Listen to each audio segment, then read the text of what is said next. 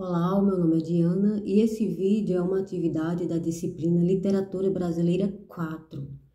O professor Toniel passou alguns questionamentos para a gente responder a respeito do livro que a gente está estudando, que é Macunaíma, de Mário de Andrade, que é esse livro aqui. A primeira pergunta, ele pede para a gente selecionar no livro uma expressão, palavra, um dito popular típico aqui da nossa realidade ou aqui da nossa região. Eu escolhi um dito popular que eu encontrei no livro, que é a expressão Cafundó do Judas. A gente usa esse termo para se referir a um local muito longe, muito distante. Quando a gente diz, fulano mora lá nos Cafundó do Judas, a gente quer dizer que ele mora num local muito longe, muito distante. No livro, esse termo é utilizado quando na tribo onde Macunaíma mora está passando por um momento de muita escassez de comida, eles estão passando muita fome. Então Macunaíma pega sua mãe e leva para um local de muita fartura, onde tem muita comida. Ela, como mãe, quer pegar alguns alimentos e levar também para os seus irmãos que estão com fome. Só que Macunaíma, por pura maldade, ele não quer que ela leve esses alimentos. Então ele pega sua mãe e leva ela de volta para o local onde tem escassez.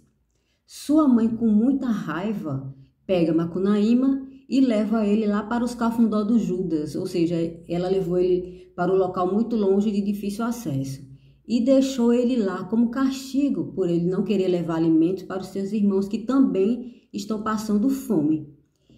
Então, como eu falei, esse termo está no capítulo 2 do livro, Cafundó do Judas, muito utilizado aqui na nossa região.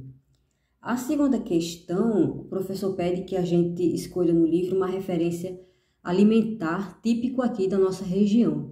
No livro faz muitas referências, como por exemplo aipinha, macaxeira, só que eu escolhi um termo, um costume que é bastante forte aqui na região Nordeste, que é o termo macumba. Esse termo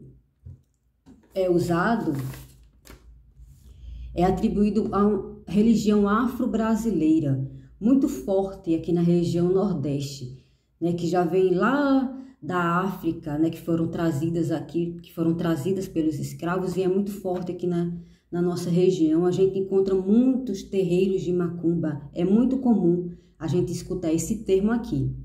No livro, é um capítulo todo que se refere a esse termo, macumba.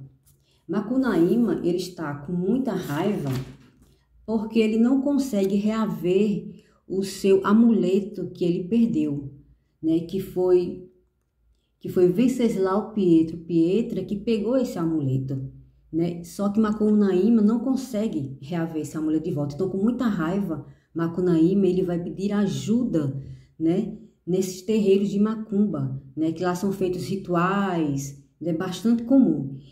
Então, esse capítulo todo fala disso, Macunaíma, ele queria que o Exu, que é a entidade, desse terreiro de macumba, fizesse com que esse Venceslau sofresse, porque ele estava com muita raiva dele por não conseguir reaver o seu amuleto de volta.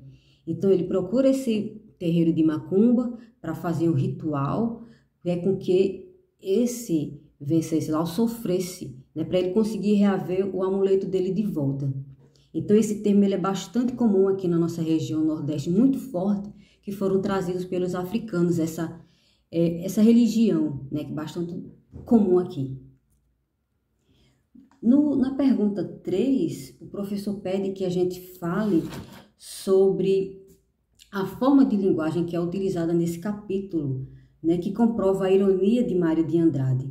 Esse capítulo, a linguagem dele é totalmente diferente do restante do livro, porque é usada uma linguagem muito erudita, muito rebuscada.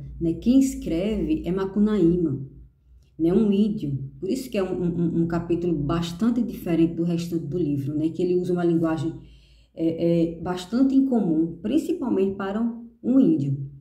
Então, nesse capítulo, é uma crítica que Mário de Andrade faz à sociedade brasileira daquela época, As pessoas que tinham uma escrita diferente, elas que se sentiam superiores às outras pessoas, Por elas terem essa escrita diferente, elas se achavam superior, Só porque elas escreviam de uma forma mais requintada. E também fora essa questão da linguagem, Mário de Andrade faz uma crítica também à vivência da sociedade brasileira naquela época, principalmente a sociedade paulistana, porque eles tinham muita referência da cultura europeia. E naquela época eles queriam descobrir a identidade brasileira. Então não tinha sentido por que usar uma linguagem tão pomposa, tão rebuscada, que as pessoas nem conseguiam entender. Então eles queriam resgatar a identidade brasileira utilizando uma linguagem simples, uma linguagem comum entendida por todos.